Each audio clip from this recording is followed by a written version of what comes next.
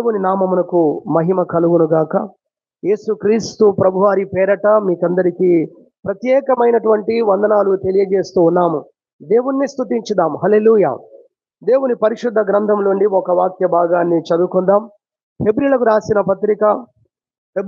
రాసినటువంటి పత్రిక 12వ అధ్యాయము. 12వ అధ్యాయములో 2వ వచనము, మొదటి వచనము, 2వ వచనము కలిపి ఉన్నాయి. చదువుకుందాం. హెబ్రీలకు రాసిన పత్రిక 12వ అధ్యాయము మొదటి 2 వచనాలు. ఇంత గొప్ప సాక్షి సమూహము మేఘము వలె మనలను ఆవరించి ఉన్నందున మనము కూడా ప్రతి భారమును సులువుగా చిక్కులబెట్టు పాపమును విడిచిపెట్టి విశ్వాసమునకు కర్తయు దానిని కొనసాగించువాడునైనా యేసు వైపు చూచుచు మన ఎదుట ఉంచబడిన పందెములో ఓపికతో పరిగెత్తుదము. ఆయన విశ్వాసమునకు కర్త అయిన దేవుడు, విశ్వాసమునకు కర్తయు దాన్ని కొనసాగించువాడును అన్నాడు. ఒక 5 విషయాలు మనం నేర్చుకుందాం ప్రభువును స్తుతించటానికి, ప్రభువును ఆరాధించటానికి. దేవుని పరిశుద్ధ గ్రంథంలో మనం చూస్తున్న ఈ వాక్య భాగం నుండి మన అంశం, మన దేవుడు విశ్వాసమునకు కర్త అనే విషయాన్ని మనము అర్థం చేసుకొని దాన్ని బట్టి స్తుతించాలని ఈ వాక్య భాగాన్ని వింటున్నాం. దీంట్లో మొట్టమొదటి అంశం ఏంటంటే, ఇందాక మనం చెప్పుకున్నట్టు విశ్వాసమునకు కర్త అంటే అధిపతి ఆయనే అనే విషయాన్ని చూస్తున్నాము కదా. అయితే విశ్వాసమునకు కర్త అనగా విశ్వాసమునకు అధిపతి అని వింటున్నాం. కాబట్టి ఆయనే విశ్వాసమును మనలో పుట్టించువాడు అనేది మొదటి అంశం. ఎవరు మనలో విశ్వాసాన్ని పుట్టిస్తారు? ఇప్పుడు నేను ఏ షాపులోకి వెళ్ళి తెచ్చుకోవాలి, ఎక్కడికి వెళ్ళి నేను కొనుక్కొని రావాలి? నాకు మార్కు సువార్త 9వ అధ్యాయము 24వ వచనం చాలా ఇష్టమైన వాక్యం. నన్ను బాగా ఫ్రీ చేసింది ఆ వాక్యం. 23, 24 వాక్యాలు. దయ్యం పట్టిన వాని యొక్క తండ్రి వచ్చి యేసు ప్రభు దగ్గర అడుగుతాడు, నా కుమారుడు దయ్యం పట్టి ఇలా పరిస్థితిలో ఉన్నాడు, కాబట్టి మరి నీ శిష్యుల యొద్దకు వచ్చాను, వారు ప్రార్థన చేశారు, ఏం జరగలేదు, అయితే వారి గురువు నీవని ఇప్పుడు నీ యొద్దకు వచ్చాను కనుక నీ వల్ల అవుతాయి అన్నాడు. యేసు ప్రభు గురించి బాగా తెలియదు ఆయనకు. ఎందుకంటే ఆయన ఏమంటాడంటే, ఒకవేళ నీ వల్ల అయితే, నువ్వు వాళ్ళకంటే పెద్దోడివి కదా, ఒకవేళ నీ వల్ల అవుతే అన్నాడు.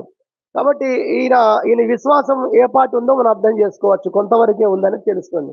సరే, నీ వలన అవుతే ఒకవేళ నా కుమారుని బాగు చేయి అన్నప్పుడు యేసు ప్రభు ఒక మాట చెప్పాడు. ఏమన్నాడంటే, నన్ను నమ్మటం నీ వల్ల అవుతే మరి నీకు అసాధ్యమైనదే ఉండదు పో అన్నాడు. హల్లెలూయా. చాలా అద్భుతమైనటువంటి విషయం. నేను చాలా దాని నుండి శక్తిని పొందాను. చాలా ఈ రోజు వరకు కూడా అది అనేక విషయాల్లో నన్ను ధైర్యపరుస్తుంది. అదేంటంటే విషయం మీకు చాలాసార్లు గుర్తు చేస్తూనే ఉన్నాం. గుర్తుకు రావాలి, రాకపోతే ఇప్పుడు గుర్తు చేయడం అనేది చాలా మంచిదైందని మీరే ప్రభువును స్తుతిస్తారు. హల్లెలూయా. గుర్తు మర్చిపోయిన వారు స్తుతిస్తారు, గుర్తున్న వారు అది అటు విషయాలు బయలుపరుస్తున్నందుకు స్తోత్రం అని మనసులో దేవుని కృతజ్ఞత చెప్పండి. మొత్తం వాక్యం అయ్యాకనే స్తుతిస్తాం, సమయాన్ని బట్టి స్తుతిస్తాం, ఆ తర్వాతగా స్తుతిస్తూనే ఉండాలి హృదయంలో. హల్లెలూయా. కాబట్టి దేవుని వాక్యములో ఆ విషయాన్ని మనం చూస్తే, ఆయనతో ప్రభు చెప్పినటువంటి ఆ మాటకు ఆయన ఏమన్నాడో బైబిల్లో మనం చూస్తే ఆయన అంటాడు, నేను నమ్ముచున్నాను. నమ్మమన్నాడు కదా, ఉన్న నమ్మకాన్ని పెడుతున్నాను, అయితే ఆ తర్వాత ఏదైతే కొదవ ఉంటుందో దాని సంగతి మీరే చూడాలన్నాడు. అపనమ్మకం ఉండకుండా నాకు సహాయం నీవే చేయమన్నాడు. కాబట్టి ఆయన అన్నీ చేసేవాడు అనే విషయాన్ని మనం అర్థం చేసుకోవాలి. ఏది దేవుడు మనతో చెబుతాడో అది చేసుకోనరా అని మనల్ని వదిలిపెట్టాడు దేవుడు. ఇది అన్నిటికి సంబంధించిన అంశం, గుర్తుపెట్టుకోండి మనసులో. దాన్ని చెయ్యటానికి కూడా ఆయనే మనకు సహాయం చేస్తాడు. నేను చేసుకొని వస్తాను ప్రభు అన్నామో మనం ఫెయిల్ అయిపోతాం. ప్రభు అది చేయడానికి కూడా నీ కృపే కావాలని మళ్ళీ తిరిగి నువ్వు ప్రార్థన చేసి తిరిగి ఆయన మీద నువ్వు ఆధారపడితే 200% నువ్వు సాధించుకొని వస్తావు. దేవునికి మహిమ కలుగును గాక. హల్లెలూయా. కాబట్టి విశ్వాసమును మనలో పుట్టించేవాడు ఆయనే అనేది మొదటి అంశముగా మనము జ్ఞాపకం చేసుకుంటూ ఉన్న ఈ సమయంలో దేవుని వాక్యంలో చూద్దాం. యోహాను సువార్త 2వ అధ్యాయం. ఇక్కడ ఒక వివాహం కనబడుతుంది మనకు. అది కానా అనేటువంటి ఊరిలో జరుగుతున్నటువంటి ఒక వివాహం. అందుకే కానా విందు, కానా వివాహము అని ఎక్కువగా దైవజనులు చెప్పడాన్ని మనం చూస్తాం. అయితే నిజానికి అది ఊరి పేరు కానా అనేటువంటి ఒక ఊరు. అది ఆ కానా అను ఊరిలో ఒక వివాహం జరిగను అంటాడు మొదటి వచనంలో. సరే, అక్కడ మనం చూస్తే ఆ సందర్భంలో వారు ఆ విందు రెడీ చేశారు, ద్రాక్షరసం అయిపోయింది. ఆ సమయంలో ఆ మరియ తల్లి వచ్చి యేసు ప్రభు దగ్గరికి వచ్చి ఒక మాట చెప్పడాన్ని దేవుని పరిశుద్ధ గ్రంథములో మనము చూస్తాము. అక్కడ ద్రాక్షారసం అయిపోయినప్పుడు 3వ వచనం, యేసు తల్లి వారికి ద్రాక్షారసము లేదని ఆయనతో చెప్పగా అనే మాట మనం చూస్తాం. వారికి ద్రాక్షారసము లేదు అన్న విషయాన్ని మరి యేసు ప్రభు అయిన తల్లి వచ్చి మరి ఆయనతో చెప్పడాన్ని మనం చూస్తాం. సరే, యేసు ప్రభు ఆమెతో మాట్లాడిన విషయాలు మనం చూస్తాము. తర్వాత ఆమె వెళ్ళి ఆ పరిచారులకు చెప్పడానికి చూస్తాం. వారందరూ వచ్చి యేసు ప్రభు దగ్గర చేతులు కట్టుకొని నిలబడడం చూస్తాం. మీరు చెప్పింది మేము చేస్తాం ప్రభు అన్నట్టుగా. యేసు ప్రభు అక్కడ రాతి బాణాలు ఉన్నాయి కదా, వాటిని నీళ్లతో నింపండి అని చెప్పాడు. నీళ్లతో నింపిన తర్వాత ఆయన ఆశీర్వదించి ఏదో చేసి ఆయన వెంటనే ఆ ద్రాక్షరసంగా మార్చేస్తే మేము సంతోషించి దాన్ని ముంచుకొని పోయి అందరికి పోస్తాం అనుకొని ఉంటారు బహుశా. కానీ అవి నీళ్లుగానే ఉన్నాయి. కానీ వారు తీసుకొని పోయి వారికి జనులకు పోస్తున్నప్పుడు అది ద్రాక్షరసంగా మారిపోయింది. ఇది చాలా అద్భుతం. నీళ్ళని తీసుకొని పోవడానికి కూడా విశ్వాసం కావాలి. పారుతున్న నదిలో అడుగు పెట్టాలంటే కూడా విశ్వాసం కావాలి. కుష్ఠరోగం ఉండగానే ఊర్లోకి పోవాలంటే విశ్వాసం కావాలి. ఇలా ఆలోచించండి ఎంత గొప్పగా ఉంటాయి ఈ విషయాలు. కాబట్టి దేవుని పరిశుద్ధ గ్రంథంలో చూస్తే ఈ విషయాలు మనకు కనబడతాయి. సరే, అక్కడ ద్రాక్షరసం అయిపోయింది. అవన్నీ కూడా చూశారు ప్రజలందరూ కూడా. దాన్ని ఆస్వాదించి వారు ఇచ్చిన స్టేట్మెంట్ ఏంటంటే, మరి ఫంక్షన్ చివరిలోకి వచ్చేటప్పుడు కొన్ని నీళ్లు కలిపి కల్తీ చేస్తారు. ఈ ఫంక్షన్ ఎడ్జ్లో చివరిలో కూడా ఇంత శ్రేష్టమైన ద్రాక్షరసం మరి మీ దగ్గర ఉంచుకున్నామని అతన్ని పొగడడం మనం చూస్తాం. ఆ విందు ప్రధాన్ని పొగడం, లేదా అక్కడ ఉన్నటువంటి వారిని దానికి సంబంధించిన వ్యక్తులను పొగడం మనం చూస్తాం. అయితే నిజానికి ఆ మంచినీళ్ళు అంత పెద్ద అద్భుతం చేస్తాయన్న సంగతి ఆ పరిచారకులకే తెలిసింది, కానీ జనులకు ఎవరికి కూడా తెలియదు. హల్లెలూయా. ఇక తెలిస్తే మరియా తల్లికి తెలియాలి, తెలిస్తే శిష్యులకు విషయాలు తెలియాలి. కాబట్టి బైబిల్లో చూడండి, యోహాను సువార్త 2వ అధ్యాయము 11వ వచనం ఒక అద్భుతమైన విషయం చెప్తుంది. 2:11, గలిలయలోని కానాలో యేసు ఈ మొదటి సూచక క్రియను చేసి. చదువుకుంటూ వెళ్ళిపోతాము, ప్రతి లైన్ లో అద్భుతాలు ఉంటాయి. యేసు ప్రభు చేసిన మొట్టమొదటి అద్భుతం ఏంటంటే టకీమని చెప్పండి, ఏంటది? ఇది ఒక కానా ఊర్లో ఆయన చేసినటువంటి గొప్ప సూచక క్రియను గుర్తు. గలిలయలోని కానాలో యేసు ఈ మొదటి సూచక క్రియను చేశాడు. ఆ ఊరిలో, గలిలయలో లేదా కానా అనే ఊరిలో ఆయన మొదటి సూచక క్రియ చేశాడని బైబిల్ చెప్తుంది. తన మహిమను బయలుపరుచుకున్నాడని చెప్తుంది. సో ప్రభు మహిమను బయలుపరుచుకోవడం, నీ మహిమను కనపరుచు అని మనం ప్రార్థన చేస్తూ ఉంటాం. దాని అర్థం ఇక్కడ రాసింది. మహిమను బయలుపరుచుకోవడం అంటే ఇలాంటి అద్భుతాలు జరగాలి, అప్పుడే దేవునికి మహిమ వస్తుంది. అది కూడా ఇక్కడ మనం నేర్చుకుంటున్నాం. సరే, ఆ తర్వాత అందువలన ఆయన శిష్యులు ఆయన యందు విశ్వాసం ఉంచిరి. ఇక్కడ మనకు కావలసిన లైన్ ఇది ఒక్కటే, కానీ ఇవన్నీ మనం జ్ఞాపకం చేసుకుంటాం. అందువలన, ఎందువలన, దేన్ని బట్టి? శిష్యులు ఆయన యందు విశ్వాసం ఉంచిరని అంత పర్టికులర్ గా, అంత క్లియర్ గా రాయబడ్డ చోటు మనకి ఇక్కడ దొరుకుతుంది. యోహాను సువార్త 2వ అధ్యాయము 11వ వచనములో ఆయన ఈ సూచక క్రియను చేసినందువలన శిష్యులలో విశ్వాసం అనేది కలిగింది. ఆయన యందు విశ్వాసం ఉంచే అంతగా కలిగింది. దేవునికి స్తోత్రం చెప్పుదాం. హల్లెలూయా. కాబట్టి మొదటి అంశం ఏంటంటే, మనలో విశ్వాసాన్ని పుట్టించేవాడు కూడా ఎవరు? ఆయన. ఇదిగో ఇక్కడ మనం చూస్తున్నాము, తన శిష్యులలో ఆయన విశ్వాసాన్ని పుట్టించాడు. ఆయన 3 రకాలుగా మనలో విశ్వాసాన్ని, జనులలో విశ్వాసాన్ని పుట్టిస్తున్నాడు. ఒకటి, ఆయన తన యొక్క వాక్యము ద్వారా ప్రజలలో విశ్వాసాన్ని కలిగిస్తున్నాడు. రక్తస్రావ రోగిని గూర్చి మనం వింటాం, సమాజ మందిరపు అధికారిని గూర్చి మనం వింటాం. దేవుని పరిశుద్ధ గ్రంథములో మనం చూస్తే, వారు యేసును గూర్చి విని అని వారి కొరకు మాట రాయబడి ఉంటుంది ముందు. వారు యేసును గూర్చి విని ఆయన వస్త్రము ముట్టుకుంటే చాలు నేను బాగుపడిపోతానన్న విశ్వాసంలోకి వచ్చింది ఒక రోగముతో ఉన్నటువంటి ఒక సహోదరి స్త్రీ. దేవుని వాక్యంలో చూస్తున్నాం. ఎలా వచ్చింది ఆ విశ్వాసంలోకి? యేసయ్యను గూర్చినటువంటి వార్తను చేత ఆమె అంత విశ్వాసంలోకి వచ్చింది. కాబట్టి క్రీస్తును గూర్చిన వార్త సామాన్యమైంది కాదు, అది మనలో విశ్వాసమును కలిగించేది. కాబట్టి విశ్వాసాన్ని కలిగించే వాక్యాన్ని దేవుడు మనకి ఇస్తున్నాడు. దేవునికి స్తోత్రం చెప్పుదాం. హల్లెలూయా. విశ్వాసాన్ని, ఆయన యందు విశ్వాసాన్ని పుట్టించే వాక్యాన్ని దేవుడు మనకు అనుగ్రహిస్తున్నాడు అనేది మనం గ్రహించాలి. దేవుని పరిశుద్ధ గ్రంథములో మీరు చూడగలిగితే అపోస్తుల కార్యము 14వ అధ్యాయము 9వ వచనంలో ఇలాగే ఒక రోజు అపోస్తలుడైన పౌలు వాక్యాన్ని బోధిస్తున్నప్పుడు పుట్టినది మొదలుకొని కుంటివాడైన ఒక వ్యక్తి ముందు కూర్చొని వాక్యం వింటున్నాడని అక్కడ మనకు రికార్డ్ చేయబడింది. అపోస్తుల కార్యం 14వ అధ్యాయం 9వ వచనంలో రాయబడి ఉంది. ఆయన వాక్యాన్ని బోధిస్తూ ఉంటే అమ్మో ఈ దేవుడు ఇంత గొప్పవాడా, ఇలాంటి కార్యాలు చేస్తాడా, ఇంత శక్తివంతుడా అని అతని విశ్వాసము గ్లాసులో బాటిల్తో నీళ్లు పోస్తుంటే ఎలా క్రమక్రమంగా గాజు గ్లాసులో కనబడుతూ పెరుగుతూ ఉంటుందో అలా ఆయన విశ్వాసం పెరిగిపోతుంది. ఎంత విశ్వాసం పెరిగిపోయిందంటే తెలుసా, ఆయన ఆ రోజే ఆ సమయంలో ఆ గడియలోనే అక్కడికక్కడికే స్వస్థపడిపోయేంత విశ్వాసం ఆయనలోకి వచ్చిందట. అది అపోస్తలుడైన పౌలు మరి చూస్తే కనబడుతుంది, ఆయనకు వివేచనతో చూశాడో మరి కళ్ళతోనే చూశాడో ఏమండి, మొత్తానికి ఆడ మాట ఉంది బైబిల్లో, గ్రహించి అని రాసింది. హల్లెలూయా. అతనికి స్వస్థత పొందుటకు విశ్వాసం ఉండెనని గ్రహించి, అంటే ఇప్పుడు స్వస్థతను పొందడం కూడా ఏం కావాలి చూసారా, విశ్వాసము కావాలి. మనము దేవుని పొందుకోవడానికి దేవుడు నేరుగా మనల్ని స్వస్థపరిచేటప్పుడు లేదా ఒక దైవజనులకు దేవుడు వరమిచ్చి స్వస్థపరిచేటప్పుడు వరము ద్వారా జరిగే కార్యం వేరు, విశ్వాసము ద్వారా జరిగే కార్యాలు వేరు. ఇప్పుడు అక్కడక్కడ కూడా అద్భుతాలు జరగటం మనం చూస్తున్నాం. అది విశ్వాస పరిచర్య జరుగుతుంది. విశ్వాసంతో జరిగే కార్యం అంటే మీరు నమ్మండి దేవుడు కార్యం చేస్తాడని దైవజనులు చెప్తారు, దైవజనులు నమ్ముతారు, ప్రజలు నమ్ముతారు. వారి విశ్వాసము దైవజనుని విశ్వాసం కలిపి అద్భుతం జరుగుతుంది. ఇది 2025 వరకు ఇప్పటి వరకు జరుగుతుంది. అది హల్లెలూయా. వరముతో జరిగేటువంటి కార్యాలు ఎలా ఉంటాయి అంటే నీ విశ్వాసముతో పని లేదు, ఆయన శక్తిని బట్టి దేవుడు చేస్తాడు. దైవజనునికి ఇచ్చిన అభిషేకాన్ని బట్టి దేవుడు దైవజనుల ద్వారా అద్భుతం చేస్తాడు. ఎదుటి వ్యక్తి నమ్మకపోయినా వరం అనేది అది ఎదుటి వ్యక్తి నమ్మకంతో పని లేదు. దేవుడు మనకు వరం ఇచ్చినప్పుడు అయ్యో వాళ్ళు నమ్ముతారో నమ్మరో అవసరం, వాళ్ళు నమ్మించడానికే కదా దేవుడు చేసే కార్యాలు. కాబట్టి మొట్టమొదటి అంశం ఏంటంటే మనలో విశ్వాసాన్ని నమ్మకాన్ని పుట్టించేవాడు ఆయన.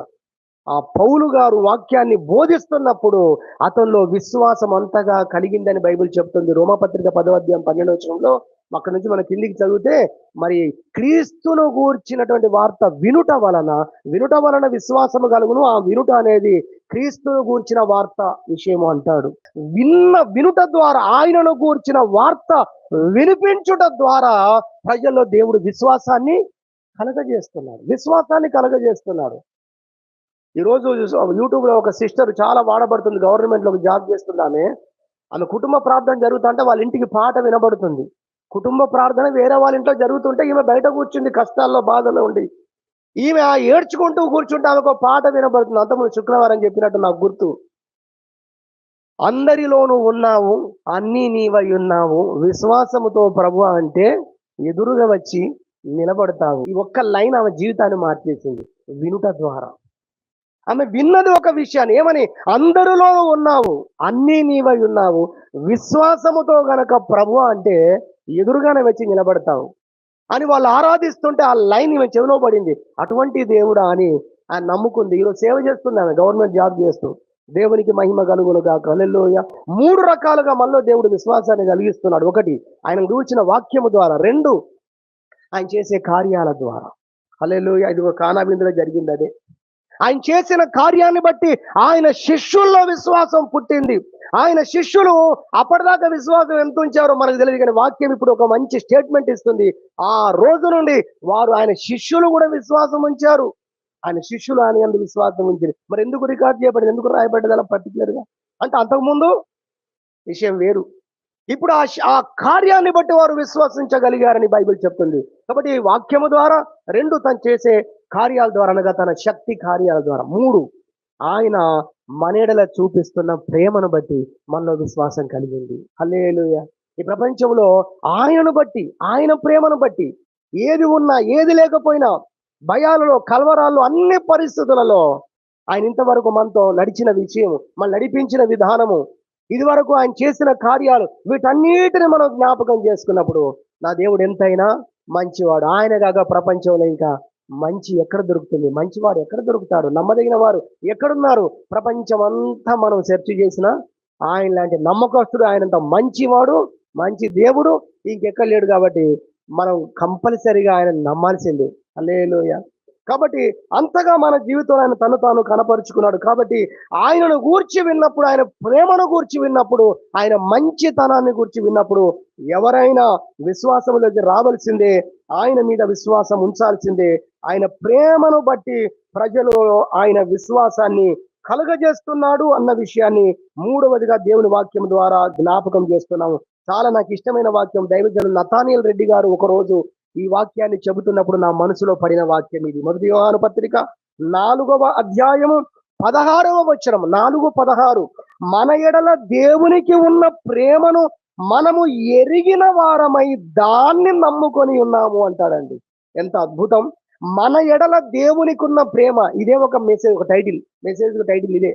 మన యూట్యూబ్ లో మీరు చూస్తే మనం ఇదివరకు దాని మీద వర్తమానం విన్నాం. మన ఎడల దేవునికి ఉన్న ప్రేమ, ఈ టైటిల్ మీద మీకు కనబడుతుంది, యూట్యూబ్ లో చూడొచ్చు. కాబట్టి మన ఎడల దేవునికి ఎంత ప్రేమ ఉందో అది ఎప్పుడైతే మనం చూసామో, ఎప్పుడైతే మనకు అర్థమైందో, అంతే మనలో విశ్వాసం ఆయన పట్ల కలిగింది. కాబట్టి దేవుని ప్రేమే మనలో విశ్వాసాన్ని కలిగించింది లేదా పుట్టించింది. కాబట్టి 3 రకాలుగా, ఒకటి ఆయన వాక్యం ద్వారా, 2 ఆయన చేసిన కార్యాల ద్వారా, 3 ఆయన చూపిన ప్రేమ ద్వారా మెట్టుకు మనలో విశ్వాసాన్ని ఆయన పుట్టించిన వాడుగా ఉన్నాడు, పుట్టించాడు. కాబట్టి విశ్వాసములకు కర్త అన్న ఈ అంశంలో మొదటి అంశముగా ఆయన మనలో విశ్వాసమును పుట్టించిన వాడు. ఈ రోజు మనం ఏ విశ్వాసాన్ని కలిగి ఉన్నామో అట్టి విశ్వాసము మనం ఎక్కడ పుస్తకాలు చదివి నేర్చుకున్నది కాదు, లోకములో నుంచి వచ్చింది కాదు. ఆయన నమ్మడానికి ఆయనే మనలో విశ్వాసాన్ని కలిగించాడు, పుట్టించాడు. ఇదిగో ఈ 3 రకాలుగా తన వాక్యాన్ని బట్టి, తాను చేసిన కార్యాలను బట్టి, తాను చూపిన ప్రేమను బట్టి అనేది దేవుని వాక్యం నుంచి మనం నేర్చుకుంటున్నాం. కాబట్టి దీన్ని బట్టి నాలో విశ్వాసము కలిగించిన దేవుడవు నీవేనయ్యా. ఈరోజు ఈ విశ్వాసమే నాలో లేకపోతే, నేను బైబిల్లో మనం చూస్తాం ఎన్నో విషయాలు, విశ్వసించువాడు కలవరపడడు అంటది యెషయా గ్రంథం 26లో. అంటే కలవరముతో మనము ఉండేవారం. విశ్వాసము లేకుండా దేవునికి ఇష్టలైందుట అసాధ్యము. హెబ్రీ పత్రిక 11:6 చెప్తుంది. అంటే మనం దేవునికి ఏమాత్రం కూడా ఇష్టలంగా ఉండకుండా ఉండిపోయే వాళ్ళమే.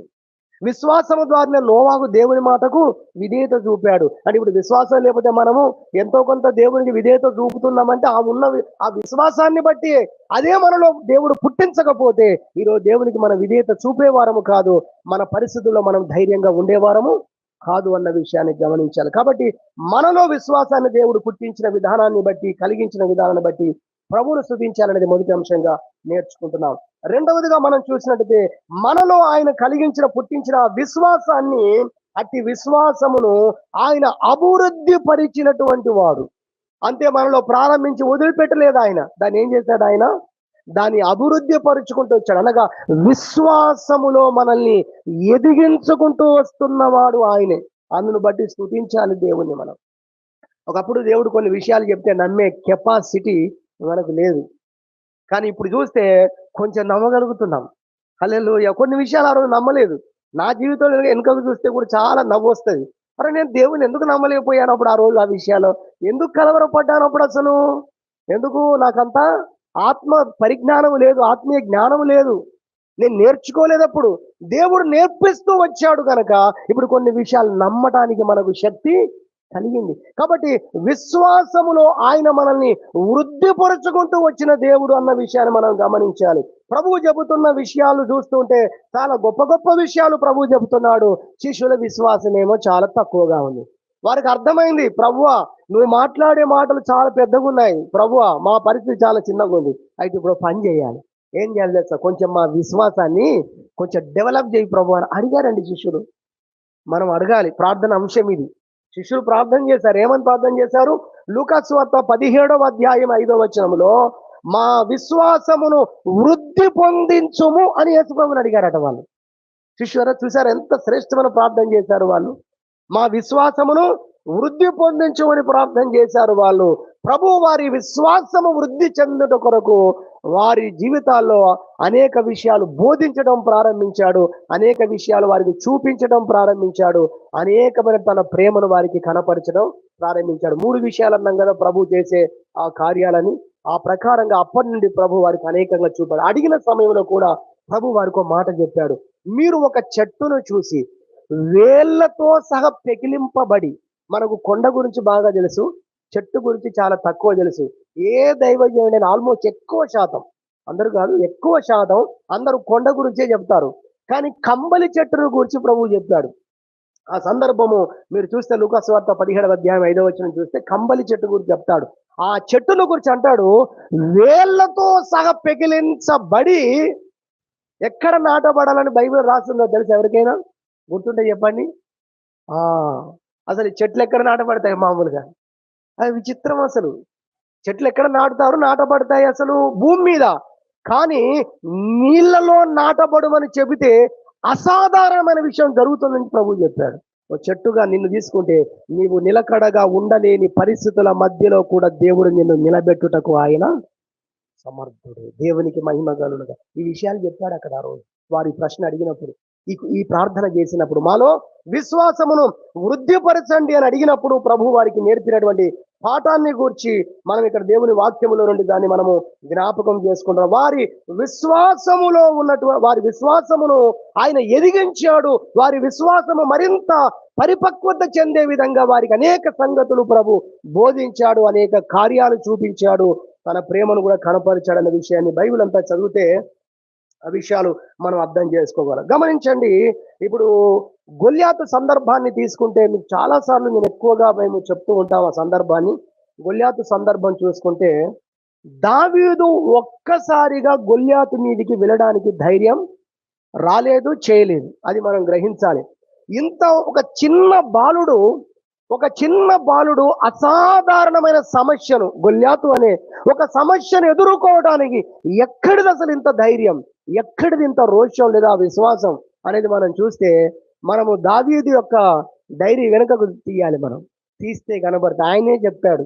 రాజు ముందు చెప్పాడు. రాజు ఇదే ప్రశ్న అడిగాడు, నువ్వు ఎలా డేర్ చేస్తున్నావు, అసలు ఎలా ధైర్యం చేస్తున్నావు, అసలు వాడు ఎవడో నీకు తెలుసా?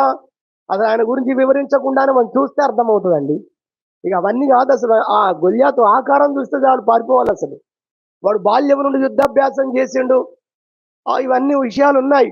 ఆయన పట్టుకునేటువంటి ఢాలు ఎంత బరువుదో, ఈట ఎంత బరువుదో, ఆ ఈటెత్తు కూడా ఉండడు ఈయన, ఈ బాలుడు. అవన్నీ విషయాలు ఉన్నాయి. కానీ ఆకారం చూస్తే చాలు. అసలు అదే ప్రశ్న వేశాడు సౌలు. అప్పుడు చెప్పాడు, దావీదు చెప్పాడు ఏమని, నాకు దేవుడు ఇంత గొప్ప విశ్వాసము నాలో రావడానికి గల కారణం, నా జీవితంలో విశ్వాసంలో దేవుడు నన్ను ఎదిగించుకుంటూ వచ్చాడు అని చెప్పాడు. దాని అర్థం అదే. ఎలుగుబంటి వచ్చినప్పుడు, సింహము వచ్చినప్పుడు దేవుడు వాటిని నుండి నన్ను తప్పించాడు. అక్కడ తప్పించిన రోజున నాకు వచ్చింది, సింహాన్ని ఒక మనిషి చంపగలడా? ఎవరు చంపలేరు మామూలుగా. హల్లెలూయా. ఎవరైనా చంపారంటే దేవుని అనుగ్రహం ఉండాలి. ఇక 250కి పైగా, మంచిదైతే 300 దాకా ఉంటుందట కేజీలు. అది చంపనవసరం లేదు. మనల్ని అది మీద పడితే చాలు, మనం ఏం చేయకుండా ఇలా ఉంటాం. 2 చేతులు ఇలా పట్టుకుంటే చాలు, అది ఆ పంజాతో ఇలా పట్టుకుంటే చాలు, 2 చేతులు అరెస్ట్ అయిపోతాయి. ఏంటండి 300 కేజీలు, 350 కేజీలు ఉన్న ఆ బరువు మన మీద పడుతుంటామా? కింటల్ బస్తా మన మీద పడితే ఏమైపోతుందో తెలియదు. మరి బాలుడు దాన్ని చంపగలిగాడు, అసాధారణమైన విషయం. అది చూసిన రోజున దావీదుకు విశ్వాసం కలిగింది. నేను ఏ దేవుణ్ణి ఆరాధిస్తున్నానో, ఏ దేవుణ్ణి నమ్ముకొని ఉన్నానో, ఆ దేవుడు నన్ను కాపాడేవాడుగా ఉన్నాడు. ఇంక ఎలాంటి పరిస్థితి వచ్చినా నా జీవితంలో దేవుడు కాపాడుతాననే విశ్వాసాన్ని అక్కడ పొలములో నేర్చుకున్నాడు. అదే రాజు ముందు చెప్పాడు. కాబట్టి దావీదు విశ్వాసము అంతగా ఉన్నత స్థాయిలోకి రావడం గల కారణం ఏంటంటే, ఆయనకు ముందుగా విశ్వాసంలో ఆయన విశ్వాసాన్ని ఎదిగించుకుంటూ వచ్చే కార్యాలు అనేకంగా చేశాడు అనేది దేవుని వాక్యంలో చూస్తున్నాం. కూడా రెండవ అంశంగా మనం కూడా జ్ఞాపకం చేసుకోవాలి. మన జీవితంలో కూడా మరి కొన్ని శ్రమలు, కొన్ని కష్టాలు వచ్చినప్పుడు ఎందుకోసం వచ్చాయి, ఎందుకు ఇవన్నీ అనుకుంటూ ఉంటాం. కానీ మన ముందు జీవితంలో మనం ఎదుర్కొనే అనేక పరిస్థితులకు ప్రస్తుత దినాల్లో దేవుడు మనకు ట్రైనింగ్ ఇస్తున్నాడు అనే విషయం, ఆ అంశాన్ని బట్టి మనం అర్థం చేసుకోవచ్చు. హల్లెలూయా. అది ఒకటి. ఇంకొక మాట ఏంటంటే, అది దావీదు మీదకి వచ్చిన సమస్య కాదు, దేశం మీదకి వచ్చిన సమస్య, గొల్యాతు సమస్య. అందులో దావీదు ఒకడు. కానీ నిజానికి రాజు ఎదుర్కోవాలి, సైన్యం ఎదుర్కోవాలి. కానీ దాన్ని పరిష్కరించడానికి దేవుడు దావీదును సిద్ధపరిచాడు.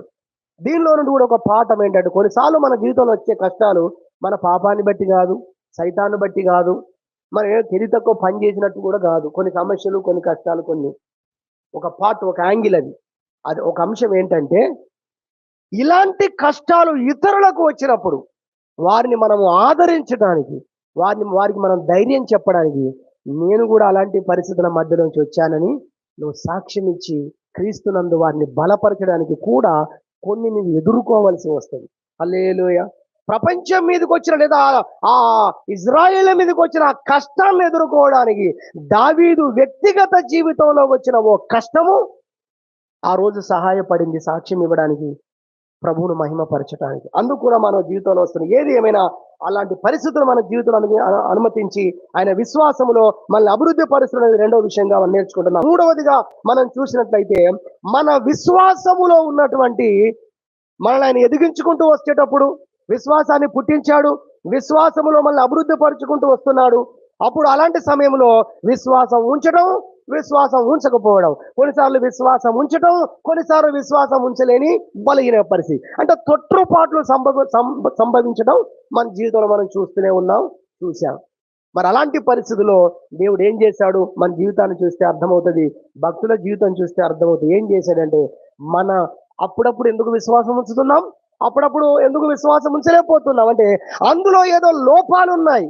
ఇప్పుడు ప్రభు ఏం చేశాడు మన జీవితంలో చేసుకుంటూ వస్తున్నాడంటే మన విశ్వాసములో ఉన్న లోపాలను ఆయన తొలగించుకుంటూ వస్తున్నాడు. దేవునికి మహిమ కలుగును గాక. హల్లెలూయా. దేవుని పరిశుద్ధ గ్రంథంలో సమయం అయిపోయింది కాబట్టి ఒక్కొక్క వచనమే ఎక్కువ వివరంగా కాకుండా నేను త్వరగా ముగించడానికి ఇష్టపడుతున్నాను.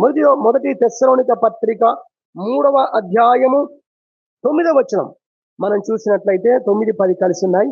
మేము మీ ముఖము చూచి మీ విశ్వాసములో ఉన్న లోపమును తీర్చునట్లు అనుగ్రహించుమని రాత్రింబగళ్ళు అత్యధికంగా దేవుణ్ణి వేడుకొనుచుండగా అంటారు. దేవునికి ప్రార్థన చేస్తున్నాం. ఏమని? దేవా, వారి విశ్వాసములో ఉన్న లోపాలు తీర్చండయ్యా అని అపోస్తలుడైన పౌలు తెస్సలోనికలో ఉన్న సంఘం కొరకు ప్రార్థన చేస్తున్నారు. పౌలు టీం అంశం, ప్రార్థన అంశం ఏంటి? వారి విశ్వాసములో ఉన్న లోపాలు మీరే తీర్చాలయ్యా. కాబట్టి మూడోదిగా నేర్చుకుంటున్నాం, మన విశ్వాసములో ఉన్నటువంటి లోపాలను తీర్చేవారు ఎవరండి? ఆయనే అన్న విషయాన్ని మనం గమనించాలి. కాబట్టి మన జీవితాల్లో ఇంతవరకు ఎక్కడెక్కడ మనము విశ్వాసం ఉంచలేని పరిస్థితిలో ఉన్నామో, చాలా విషయాల్లో దేవుని కృపను బట్టి అక్కడక్కడ మళ్ళీ రిపేర్ అయింది. విశ్వాసం ఉంచడానికి కొంచెం ముందడిగేశాం. ప్రభు మాటలను బట్టి, వాక్యాన్ని బట్టి, ఆయన చేసిన కార్యాలను బట్టి, ఆయన చూపించిన ప్రేమను బట్టి ఆయన యందు విశ్వాసం ఉంచడానికి మనం ప్రారంభించాము. మన లోపాలను తొలగించుకుంటూ రావడానికి ప్రభు మనకు కృప చూపాడు. కాబట్టి దాన్ని బట్టి మనం దేవుణ్ణి స్తుతించాలి అని దేవుని యొక్క పరిశుద్ధ గ్రంథములో నుండి మనం నేర్చుకుంటున్నాం. పేతురు సముద్రం మీద నడవటానికి మరి వచ్చాడు ప్రభు మాటను బట్టి. అయితే మధ్యలో పేతురు విశ్వాసం తగ్గిపోయింది కదా. ఎందుకు తగ్గిపోయిందో అక్కడ బైబిల్లో మనం చూస్తాం. ఆయన యేసు వైపు చూడలేదు, అంతకుముందు యేసు వైపు చూశాడు, యేసయ్య మాట మీద నమ్మకం ఉంచాడు. ఇప్పుడు గాలిని సముద్రమును చూసి అనే మాట బైబిల్ మీకు అక్కడ కనబడుతుంది. మీరు అది చూడవచ్చు. ఆ సందర్భంలో చూస్తే మీకు అది అర్థమవుతుంది. గాలిని చూశాడు, తర్వాత ఉప్పొంగుతున్నటువంటి ఆ సముద్రాన్ని ఎప్పుడైతే ఆయన చూశాడో, ఆయన మరి మత్తయి సువార్త 14వ అధ్యాయం 28వ వచనం చూస్తే ఆ సందర్భం కనబడుతుంది. 14:28. ఆయన గాలిని సముద్రాన్ని చూసినప్పుడు మునిగిపోసాగాడు. ఇప్పుడు దేవుడు మనకి ఏం నేర్పుతున్నాడు సంఘానికి? ఆ రోజు నుండి ఈ రోజు దాకా, ఆ రోజు పేతురు కూడా ఏం నేర్పాడు? సమస్యను కాదు చూడాల్సింది, నన్ను చూడాలని నేర్పాడు. మన లోపం ఏంటి? ఆయన్నే చూడకుండా అప్పుడప్పుడు సమస్యను కూడా చూస్తున్నాం. ఓ దైవజనుడు అన్నాడు, అప్పుడప్పుడు కాదట, సమస్యనే ఎక్కువసార్లు చూస్తున్నామట, దేవుణ్ణి ఒక్కసారి చూస్తున్నామట. దేవుడు చెప్పేంటే నన్ను చూడమంటున్నాడు, సమస్యను చూడొద్దు అంటున్నాడు. సమస్య కాకతాళీయంగా కనబడుతుంది, వస్తుంది కాబట్టి కనబడుతుంది అండి, అంతవరకే ఉండాలి. దాన్ని పర్టికులర్గా ధ్యానించడం, దానికి అంశం పెట్టడం, అలా అయితే ఏం జరుగుతుందని ఎస్టిమేషన్ వేయడం, ఇవన్నీ చేసామనుకోండి అయిపోతుంది మన పని, విశ్వాసంలో జారిపోతాం. అమ్మో సముద్రం, అమ్మో గాలి, ఇంత గాలిలో నేను నడవగలనా అనుకున్నాడు. అంతే, నడవగలనా అన్నంటే అయిపోయింది. నడుస్తావు, నడువు అని ప్రభువు చెప్పిన మాటే పట్టుకోవాలి తప్ప మళ్ళీ దాన్ని వ్యక్తిగతంగా తీసుకొని ఎప్పుడైతే ధ్యానించడం ప్రారంభిస్తామో మన విశ్వాసంలో తగ్గిపోతుంది అనే విషయాన్ని మనం అర్థం చేసుకోవాలి. అలాంటి పేతురును ఆ లోపాన్ని సవరించి ప్రభువే అదే సముద్రం మీద తిరిగి పేతురుని నడిపించాడు. కాబట్టి మన లోపాలను తొలగించుకుంటూ వస్తూ మన విశ్వాసాన్ని సవరించుకుంటూ వస్తూ విశ్వాసంలో ఉన్న బలహీనతను ప్రభు తొలగించుకుంటూ వస్తున్నందుకు ప్రభువును స్తుతించాలి. ఇప్పటికీ ఇంకేమైనా కొన్ని ఉంటే కూడా నా విశ్వాసములో ఉన్న లోపాలను తొలగించువాడు నా దేవుడే అని ప్రభువానికి స్తోత్రం. నా విశ్వాసంలో లోపాలను తొలగించువాడవయ్యా, ఎందుకంటే నువ్వు విశ్వాసంలో కర్తవు ప్రభువాని.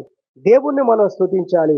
మనం కలవరపరిచే ప్రతి సాతాను ఆలోచన జయించాలనేది మనం అర్థం చేసుకోవాలి. ఇది మూడో విషయంగా చూస్తున్నాం. నాలుగోదిగా మనం చూస్తే మన విశ్వాసమును కాపాడేవాడు కూడా ఆయన.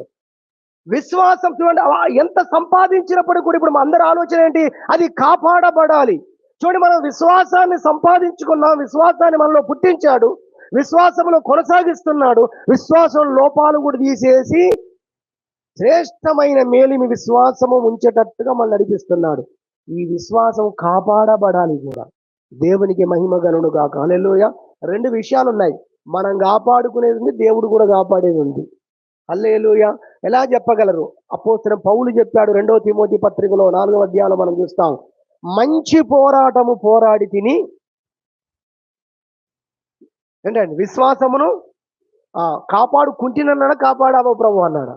కాపాడుకుంటుని అనే మాట చెప్పాడు. అంటే అతడు మనము విశ్వాసాన్ని కాపాడుకునే విషయం కూడా మన పరిధిలో ఉన్న విషయం కూడా ఉంది, మన పరిధిలో ఉంది. ఎంతో కొంత ఉంచాడు దేవుడు, కావాలని ఉంచాడు దేవుడు.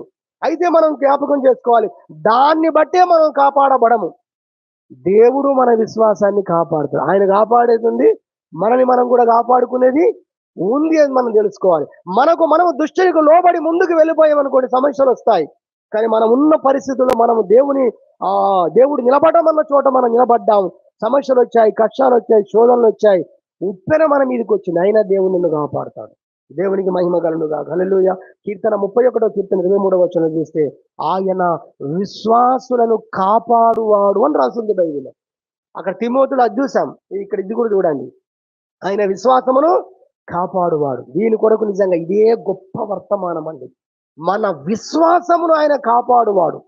నిజంగా ఎన్ని మాటల చేత, ఎన్ని వాక్యాలు, ఎన్ని సంవత్సరాలుగా దేవుడు ఎన్ని చెప్పాడండి? ఎన్ని లక్షల మాటలు చెప్పాడా, కోట్ల మాటలు చెప్పాడు. ఇక్కడ చెప్పి ముగించేశాడా? నువ్వు నడుస్తున్నప్పుడు మాట్లాడుతున్నాడు, ప్రయాణం చేస్తున్నాడు మాట్లాడుతున్నాడు, పరిశుద్ధాత్మ ద్వారా, ప్రవక్తల ద్వారా, దైవజనుల ద్వారా, నీ అంతరంగంలో ఆత్మ ద్వారా ఎన్నెన్ని విషయాలు దేవుడు నీతో మాట్లాడితే నీ విశ్వాసం ఈరోజు నిలబడి ఉంది. హల్లెలూయా. కోటి స్తోత్రాలు చెప్పాలి. ప్రభు అన్న, నేను విశ్వాసంలో, నా విశ్వాసం కాపాడబడిందంటే ప్రభువ, నేను కాపాడబడ్డానంటే నా శక్తి కాదు ప్రభువ, నా జ్ఞానం కాదు, నా బలం కాదు ప్రభువ, నీవు నా విశ్వాసాన్ని కాపాడుకుంటూ వచ్చిన దేవుడవయ్యా అని దేవుని మనం స్తుతించాలి, దేవుని మనం గణపరచాలి. 4వ విషయం ఇంకా నేను జ్ఞాపకం చేస్తున్నాం, సమయం అయిపోయింది కాబట్టి 5వదిగా మనం చూసినట్లయితే హెబ్రీ పత్రిక 12:2 చదువుకున్నాం కదా. హెబ్రీ పత్రిక 12:2 ఏముంది? ఆయన విశ్వాసమును కర్త, దానిని కొనసాగించువాడును ఆయన. వృద్ధిపరచడం మాత్రమే కాదు, ఆయన మనలో విశ్వాసాన్ని పుట్టించాడని మొదటిగా విన్నాం. రెండోదిగా విశ్వాసములో మనల్ని ఎదిగించాడు అనేది విన్నాం, అభివృద్ధి పరిచాడని. మూడవదిగా మన విశ్వాసములో ఉన్న లోపాలను కూడా తొలగించుకుంటూ వస్తున్నాడు అనేది విన్నాం. 4వదిగా మన విశ్వాసాన్ని కాపాడేవాడు కూడా ఆయన. చివరి అంశం 5 ఏంటంటే, ఇటు విశ్వాసాన్ని ఆయన వచ్చు వరకు దాన్ని కొనసాగించేవాడు కూడా ఆయనే. హల్లెలూయా. అందుకే బైబిల్ చెప్తుంది హెబ్రీ 12:2, విశ్వాసమునకు కర్తయు దానిని కొనసాగించువాడునైనా యేసు. అయితే దాన్ని కొనసాగించే నువ్వు కాదు, ఎవరు? ఆయన కొనసాగిస్తాడు. ఆయన చేసే కార్యాలకు మనము సమ్మతిస్తే చాలండి. అన్ని చేసి పెట్టాడు ప్రభు. ఒక పాపి రక్షణ పొందడానికి ఏం చేయాలి చెప్పండి? అసలు ఈ రోజు ఏమీ లేదు చెప్పాలంటే. అసలు అంతా చేసి ముగించాడు, దాన్ని నువ్వు అంగీకరించాలంటే.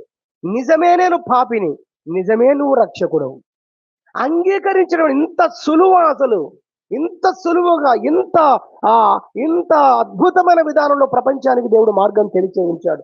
కాబట్టి మన విశ్వాసమును ఆయనే కొనసాగించువాడు అన్న విషయాన్ని మనం జ్ఞాపకం చేసుకోవాలి. ఇది 5వ అంశముగా దేవుని యొక్క వాక్యములో మనం చూస్తున్నాం. మా విశ్వాసము, మా శక్తి, మా బలము అంతా అనుకొని చాలా కార్యాలు జరిగాయి. మేము వాక్యం చెప్తే చాలా మంది దేవుని నమ్ముకున్నారు, మేము సువార్త చెప్తే, మేము సాక్ష్యం చెప్తే పలానా వాళ్ళు బలపడ్డారు. చాలా చెప్తాం మనం. పేతురు మనకంటే ఎక్కువ చెప్తాడు. మస్తు కార్యాలు చేశాడు ఆయన, చాలా కార్యాలు చేశాడు, అద్భుతాలు జరిగాయి. వాళ్ళు పరిగెత్తుకొచ్చు, ప్రభువా మీ నామమున మేము ఎన్ని కార్యాలు చేస్తున్నాం ప్రభు, చేయగలుగుతున్నాం ప్రభు అంటే ప్రభు కూడా చెప్పాడు అవును అని. కానీ అదే పేతురు, అదే శిష్యులు ఒక రోజు ఏమన్నాడు తెలుసా? ఇక ఈ సేవ వద్దు, ఈ ప్రార్థన వద్దు, ఎంతగానో అంత మేము చేయలేం కానీ, మా వల్ల కాదు కానీ, మాకు అంత కెపాసిటీ లేదు, అంత శక్తి లేదు కానీ శుభ్రంగా వెళ్ళి చేపలు పడతాం. అంటే మా వృత్తి, మా ధర్మం, వాళ్ళకు టాలెంట్ ఉంది, వాళ్ళకు ఒకటి వచ్చు విద్య, వచ్చిన విద్య. అందుకేనట ఆ విద్యకు సంబంధించిన అన్ని కాల్చేయాలంట. అలాగే ఒక దైవజీవుడు సేవకుడు అయిన తర్వాత మొత్తం సర్టిఫికెట్లను పిలిచేసాడట. ఎందుకు? ఎప్పుడైనా ఆశ పుడుతుందేమో, మళ్ళీ సైతాన్ని శోధిస్తాడేమో. సర్టిఫికెట్ లేకపోతే అసలు ఏ గొడవ లేదు. పేతురు అన్నాడు నేను చేపలు పట్టబోతా అన్నాడు. ఆయన లీడర్ అని మనం చెప్పొచ్చు. ఎందుకంటే మొత్తం మంది ఒకటే మాట అన్నారు. ఎవ్వరు కూడా బుర్ర ఉపయోగించలేదు, ఎవ్వరు కూడా ఆలోచించలేదు. అంత పెద్దోడే చేపలు పట్టబోతానంటే మన లాంటి వాళ్ళని ఇంకా ఆలోచించాలా అని అందరూ వెళ్ళిపోయారట పేతురు వెనక. ఇప్పుడు చెప్పండి, పేతురు విశ్వాసం ఏమైంది? పేతురు అనుభవాలు ఏమయ్యాయి? పేతురు ప్రార్థనలు ఏమయ్యాయి? విశ్వాసంలో కర్త ఆయనండి. మనకు కూడా పని పెడతాడు. అది చేయగానే నేను చేశాను ప్రభు అనవద్దు, నీ దయ వల్ల అది కూడా నేను చేయగలిగాను అనాలి. అందుకే అంత పెద్ద సేవ చేసిన అపోస్తలుడైన పౌలు ఒక్క మాటలో దేవుని మహిమపరిచాడు. ప్రభువా నేను ఎంత జ్ఞానం కలిగి ఉన్నానో, ఎన్నెన్ని కార్యాలు చేశాను, ఈరోజు ఏ పొజిషన్లో ఉన్నాను, ఈరోజు నాకు ఏ పేరు వస్తుందో, ఏమై ఉన్నాను, అది కేవలం నీ కృప ప్రభు అని ప్రభువుని స్తుతించాడు. హల్లెలూయా. నేను ముగిస్తున్నాను. మన విశ్వాసానికి కర్త ఆయనే, దాన్ని వృద్ధిపరిచేవాడు ఆయనే, దానిలో ఉన్న లోపాలు తొలగించేవాడు కూడా ఆయనే, దాన్ని కాపాడేవాడు కూడా ఆయనే. దాన్ని ఆయన వచ్చు వరకు కూడా అట్టి విశ్వాసం నీలో ఉండినట్లుగా మరి దాన్ని కాపాడడం మాత్రమే కాదు, కొనసాగించేవాడు కూడా ఆయన. ఆ పేతురుకు మళ్ళీ ప్రభు ప్రత్యక్షమై ఆయన జరగబోయే కార్యాలను, శక్తిని గురించి, పరిశుద్ధాత్మ గురించి అనేక విషయాలు చెబితే అప్పుడు పేతురు శిష్యులను తీసుకొని వెళ్ళి వారందరూ కదా మేడగది మీదకి ఎక్కి ప్రార్థన చేశారు. వాళ్ళు విశ్వాసాన్ని వదిలేసుకునే పరిస్థితి ఆ రోజు. ఇక వారు సేవా జీవితంలో వారి విశ్వాసము కొనసాగేటట్టుగా దేవుడు మళ్ళీ ఆ రోజు ప్రత్యక్షమై పేతురును తన బృందం అంతటి కూడా దేవుడే సిద్ధపరిచాడు, బలపరిచాడు. కాబట్టి మన విశ్వాసన కర్త అయిన దేవుడని, ఇన్ని విధాలుగా మన విశ్వాస విషయంలో కార్యాలు చేస్తున్నాడని మనం ప్రభువును స్తుతించి గణపరచడానికి దేవుడు ఈ విషయాలను తెలియజేశాడు. దేవుడి వాక్యమును మనందరి నిమిత్తమే దీవించునుగాక.